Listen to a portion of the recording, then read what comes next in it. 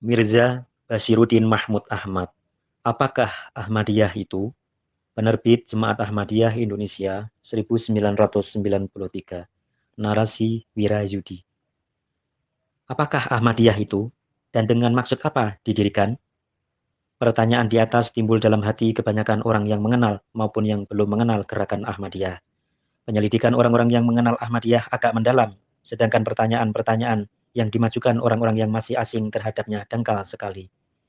Disebabkan oleh ketidaktahuan mereka, maka banyaklah soal-soal yang mereka timbulkan sendiri di dalam alam pikiran mereka, dan banyak juga mereka percayai hal-hal yang didesas-desuskan orang. Pertama-tama saya bermaksud hendak memberikan penerangan kepada mereka yang tidak mengetahui dan masih asing terhadap Ahmadiyah, yang karenanya mereka mempunyai beraneka corak pengertian yang salah. Ahmadiyah bukanlah agama baru. Di antara orang-orang yang belum mengenal itu, terdapat beberapa orang yang mempunyai tanggapan bahwa orang-orang Ahmadi tidak mengakui kalimah La ilaha illallah Muhammadur Rasulullah. Dan dikatakannya bahwa Ahmadiyah itu adalah suatu agama baru. Orang-orang yang beranggapan demikian ialah mungkin oleh karena dihasut orang lain atau oleh karena mereka mempunyai asosiasi pikiran demikian, bahwa Ahmadiyah adalah suatu agama baru. Sedang tiap-tiap agama menghendaki suatu kalimah. Sebab itu mereka berpendapat bahwa orang Ahmadi pun mempunyai kalimah yang baru pula.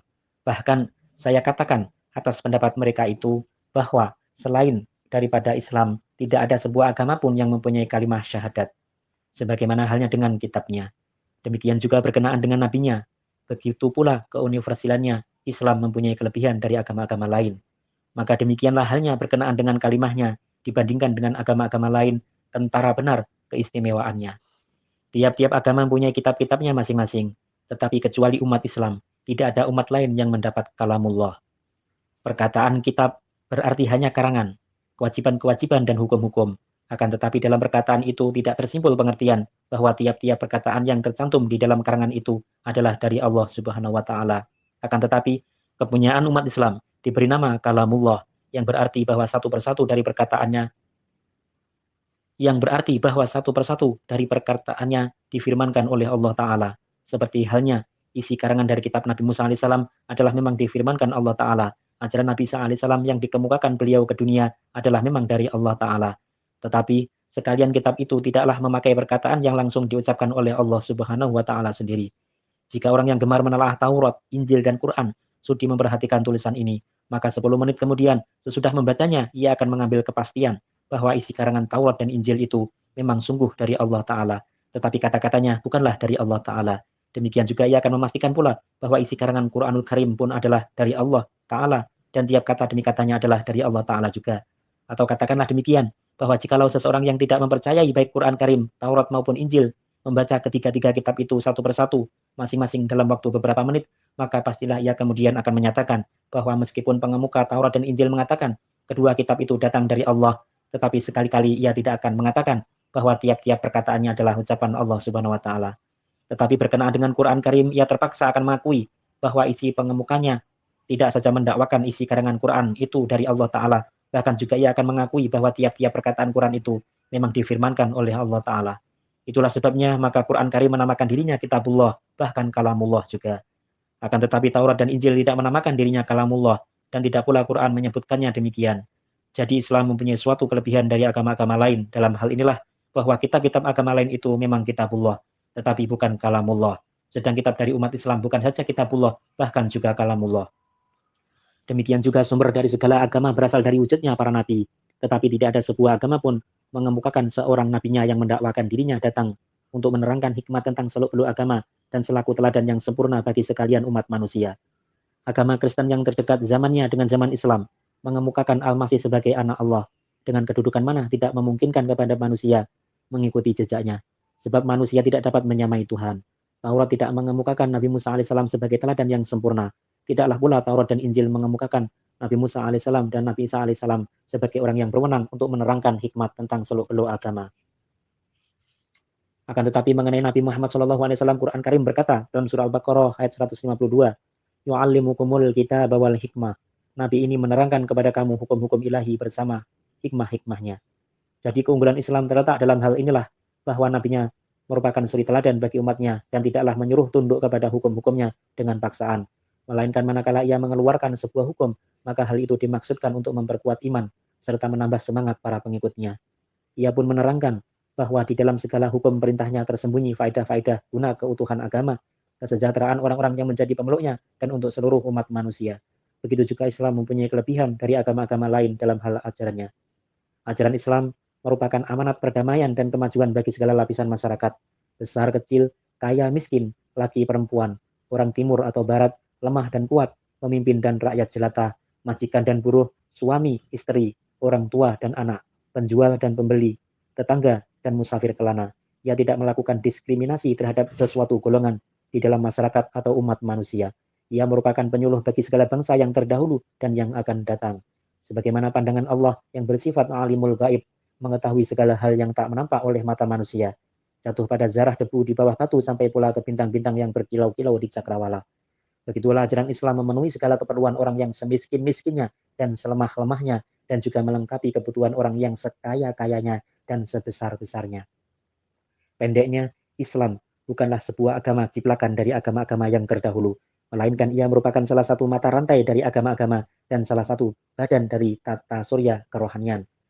Tidak pula pada tempatnya kalau membandingkan salah satu hukumnya dengan agama-agama lain. Dalam hal penamaan agama, memang terdapat persamaan, sebagaimana halnya batu bara dan intan secara kimiawi adalah tergolong sejenis, akan tetapi intan tetap bernama intan dan batu bara tetap bernama batu bara. Begitulah batu marmar dan batu kerikil secara kimiawi berjenis sama, tetapi tetap satu sama lain berbeda.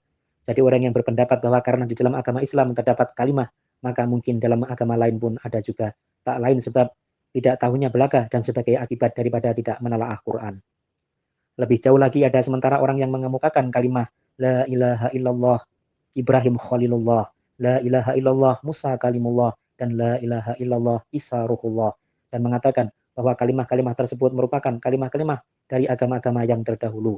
Padahal di dalam Taurat, Injil, dan kepustakaan-kepustakaan orang Kristen tak ada terdapat kalimah-kalimah tersebut. Di dalam kalangan umat Islam, pada dewasa ini sudah timbul ribuan macam keburukan, tetapi apakah mereka telah melupakan kalimah mereka? Maka bagaimanakah dapat dikatakan bahwa orang-orang Kristen dan Yahudi sudah melupakan kalimah mereka? Seandainya mereka telah melupakan kalimah mereka dan kalimah itu telah hilang dari kitab-kitab mereka, maka siapakah yang telah memberitahukan bunyi kalimah-kalimah mereka kepada orang Islam? Pada hakikatnya, kecuali pada Nabi Muhammad Rasulullah SAW, tak ada seorang nabi pun yang memiliki kalimah. Di antara keistimewaan-keistimewaan dari Nabi Muhammad Rasulullah SAW, terdapat sebuah keistimewaan pula bahwa di antara para nabi hanya beliaulah yang menerima kalimah. Sebabnya ialah di dalam kalimah itu telah dipadukan menjadi satu pernyataan kerasulan dan pernyataan tauhid. Sedangkan pernyataan tauhid itu merupakan satu kebenaran yang abadi. Ia tak dapat hapus oleh karena masa kenabian dari para nabi yang terdahulu pada satu saat harus berakhir. Sebab itu Allah Ta'ala tidak mempersatukan namanya dengan nama dari salah seorang nabi.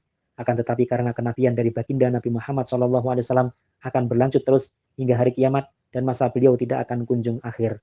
Oleh sebab itu Allah Ta'ala mempersatukan kerasulan dan nama beliau bersama kalimah tauhid untuk menyebutkan kepada dunia bahwa seperti halnya La ilaha illallah tidak akan hapus, begitu juga Muhammadur Rasulullah. Yang mengherankan kita ialah orang-orang Yahudi tidak mengatakan bahwa Musa alaihissalam mempunyai kalimah. Orang-orang Kristen tidak mengatakan bahwa Isa alaihissalam mempunyai kalimah. Tetapi umat Islam yang nabinya mempunyai kalimah yang khusus, yang Allah Ta'ala telah mencemerlangkan nabinya dengan kalimah, yang dengan perantaraan kalimah telah diberi supremasi, keunggulan di atas umat-umat yang lain. Mereka ini dengan dada terbuka, begitu bersedia hendak membagikan kehormatan nabi mereka kepada nabi-nabi yang lain.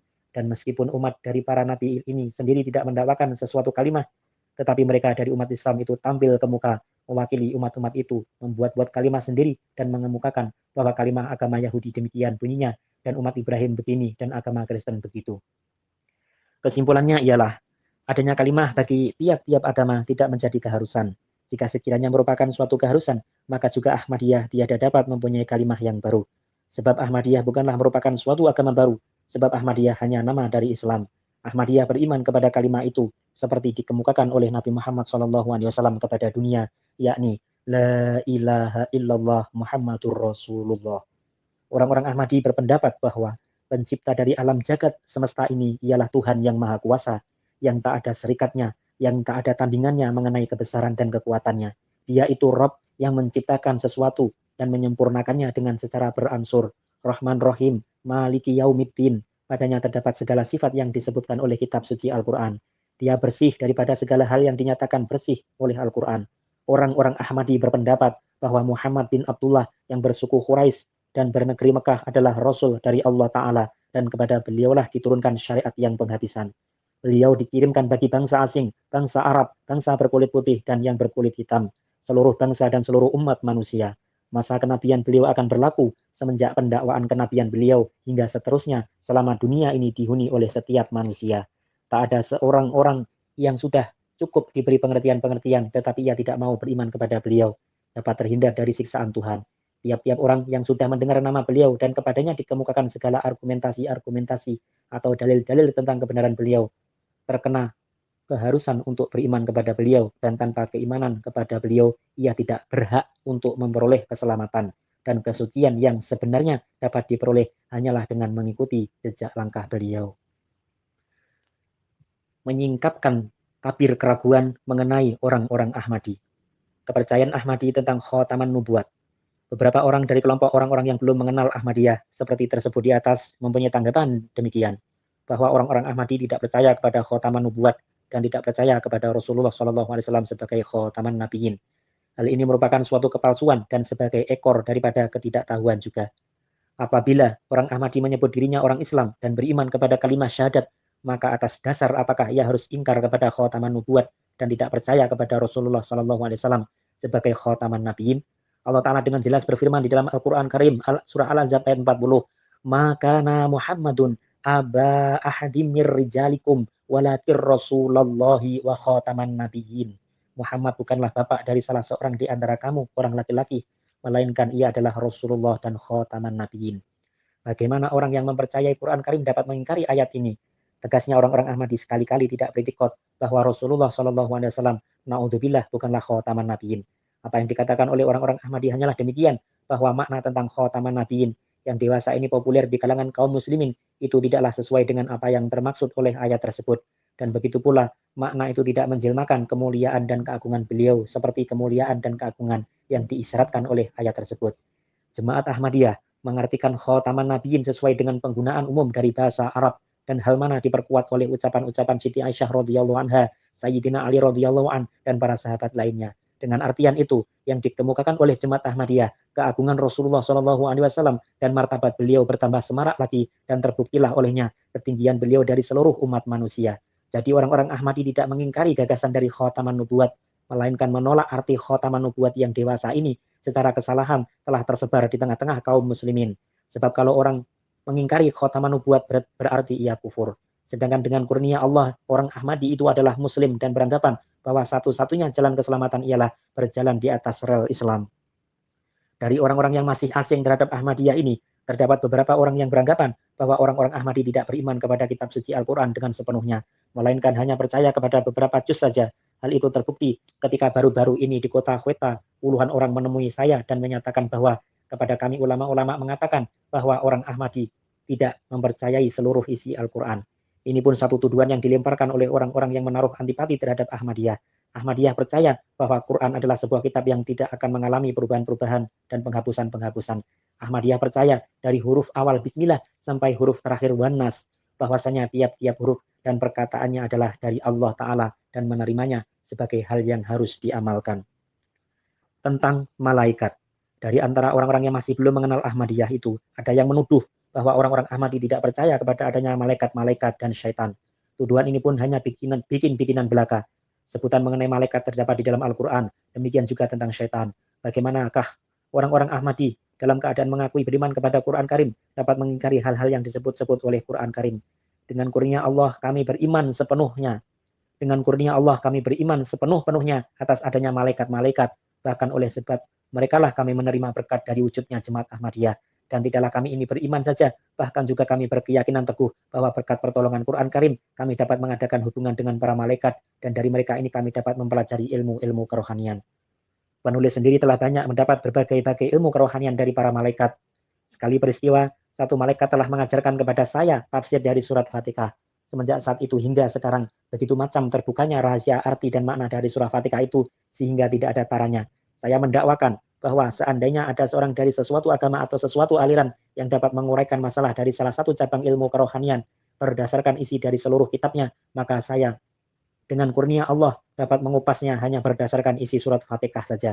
Sejak lama saya memajukan tantangan ini kepada dunia, tetapi tidak ada muncul seorang pun yang menerima tantangan ini. Tentang bukti adanya Tuhan, bukti keesaan Tuhan, tauhid ilahi, pentingnya kenabian, ciri-ciri syariat yang sempurna dan apa kepentingan bagi umat manusia, doa, takdir, kebangkitan sesudah mati, neraka dan dosa, neraka dan surga, kesemuanya masalah ini sedemikian rupa terangnya dapat diuraikan berdasarkan isi dari surah Fatihah, sehingga ribuan halaman keterangan yang diambil dari kitab-kitab lain pun tidak menjelaskan sejelas itu kepada manusia. Pendeknya tentang keinginan kepada wujud malaikat hendaknya tak perlu dipersoalkan lagi. Tinggal lagi sekarang mengenai masalah syaitan. Syaitan adalah satu makhluk yang kotor. Untuk beriman kepadanya tak perlu dipersoalkan. Ya, kita mengetahui tentang wujudnya ialah dari Quran Karim dan kami mengakui adanya. Bahkan tidak saja mengakui, melainkan juga beranggapan bahwa Allah Ta'ala telah meletakkan kewajiban untuk mematahkan kekuatan syaitan dan menghapuskan kekuasaan syaitan. Dalam mimpi pun saya melihat bahwa saya beradu gula dengan syaitan dan dengan pertolongan Allah Ta'ala serta berkat kalimat tauhid saya pun dapat mengalahkannya. Sekali peristiwa Allah Ta'ala pernah mengatakan kepada saya bahwa di dalam tugas yang dipikulkan oleh Allah kepada saya, setan dan anak-anaknya akan mengadakan bermacam-macam rintangan dan engkau jangan menghiraukan rintangan-rintangan itu. Maka melangkahlah maju terus sambil mengucapkan dengan kurnia Allah dan rohimnya. Kemudian saya menuju arah ke jurusan mana Allah Ta'ala mengisyaratkan kepada saya. Lalu terlihat oleh saya setan dan anak-anaknya mulai berusaha dengan bermacam-macam cara untuk mengancam dan menakut-nakuti. Di beberapa tempat nampak makhluk-makhluk dengan hanya kepala-kepalanya saja menghampiri dan mencoba menakut-nakuti saya. Beberapa tempat nampak pemandangan yang menyeramkan. Di beberapa tempat setan-setan itu berganti rupa seperti singa, seperti gajah, akan tetapi sesuai dengan perintah ilahi, saya tidak mengacuhkan godaan-godaan mereka dan seraya menyebut dengan kurnia Allah dan rohimnya, saya melangkah terus. Manakala saya mengucapkan kalimat itu pun nampak kosong, tetapi sebentar kemudian datang lagi mereka dengan rupa dan bentuk yang baru, dan dalam pergumulan kali ini saya berhasil mengalahkan mereka, hingga akhirnya mereka pontang-panting lari meninggalkan gelanggang. Maka berdasarkan ru'ya mimpi inilah saya senantiasa menulis di atas tulisan-tulisan saya yang penting-penting dengan kurnia Allah dan rohimnya. Tegasnya, kami beriman kepada malaikat dan kami mengakui adanya wujud setan.